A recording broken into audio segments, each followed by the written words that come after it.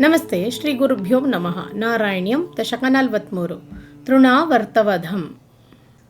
ತ್ವಾಮೇಕದಾ ಗುರುಮರೋತ್ಪುರನಾಥ ಓಢುಂ ಗಾಢಾಧಿರೂಢಗಿರಿಮಾಣಮಪಾರಯಂತೆ ಮಾತಾ ನಿಧಾಯ ಶಯನೆ ಕಿಮಿದಂ ಬತೇತಿ ಧ್ಯಾಯಂತ್ಯಚೇಷ್ಟಿತಗೃಹೇಶು ನಿವಿಷ್ಟಶಂಕಾ. तावद्विदूरमुपकर्णितघोरघोषा व्याजृम्भिपांसु पटली परिपूरिताशः वात्या वपुस्स किल दैत्यवरस्तृणावः ताख्यो जहार जनमानसहारिणं त्वाम्. उद्दामपांसु तिमिरा हतदृष्टिपाते द्रष्टुं किमप्यकुशले पशुपाललोके हा बालकस्य किमिति त्वदुपान्तमाप्ता माता भवन्तमविलोक्य वृषं रुरोद.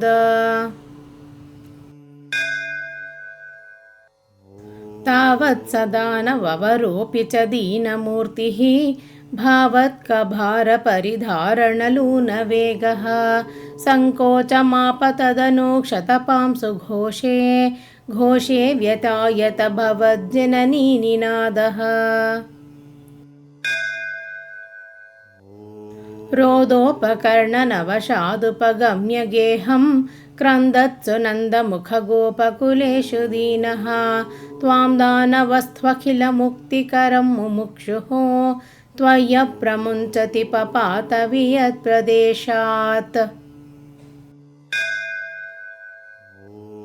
रोदाकुलास्तदनु गोपगणा बहिष्ठा पाषाणपृष्ठभुवि देहमतिस्थविष्ठं प्रैक्षन्तहन्त निपतन्तममुष्य वक्षसि अक्षीणमेव च भवन्तमलं हसन्तम्.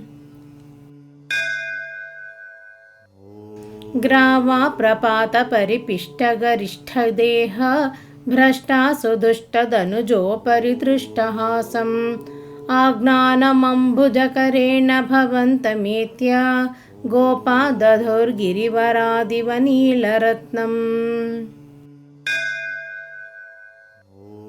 एकैकमाशु परिगृह्य निकामनन्दन् नन्दादिगोपपरिरब्धविचुम्बिताङ्गम् आदातु कामपरिशङ्कितगोपनारी हस्ताम्बुजा प्रपतितं प्रणुमो भवन्तम्.